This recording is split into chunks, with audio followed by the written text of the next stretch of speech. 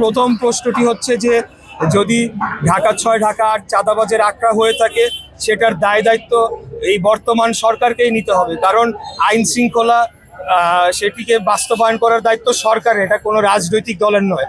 আর জামাতের নেতা যদি জামাত যদি এই কথা বলে থাকে তাহলে বর্তমানে সরকারি দল যদি বলতে হয় সেটা তো জামাত, তার মানে জামাতই ঢাকা।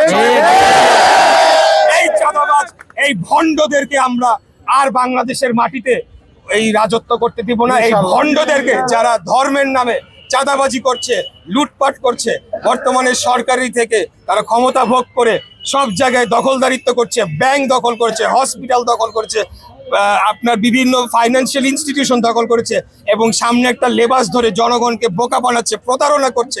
এদের বিরুদ্ধে কঠোর ব্যবস্থা নেবে। এই রাজাকার ৭১-এর যারা ঘাতক দালাল আমার মা বোনদের ধর্ষণ করেছে, আমাদের মুক্তিযোদ্ধা ভাইদের হত্যা করেছে, তাদের বিরুদ্ধে বাংলাদেশের জনগণ আগামী ১২ই ফেব্রুয়ারি কঠিন জবাব দিবে ইনশাআল্লাহ। দ্বিতীয় হচ্ছে যেটি বললেন যে একজন নেতা অত্যন্ত কুরুচিপূর্ণ, অত্যন্ত বাজে মন্তব্য করেছে, তার উচিত জাতির সামনে দাঁড়িয়ে ক্ষমা চাওয়া, অন্য অথবা সেটা যদি না করে তার দলের উচিত তার বিরুদ্ধে সাংগঠনিক ব্যবস্থা নিয়ে তাকে দল থেকে বহিষ্কার করে তার প্রার্থিতা বাতিল করে দেওয়া। ধন্যবাদ।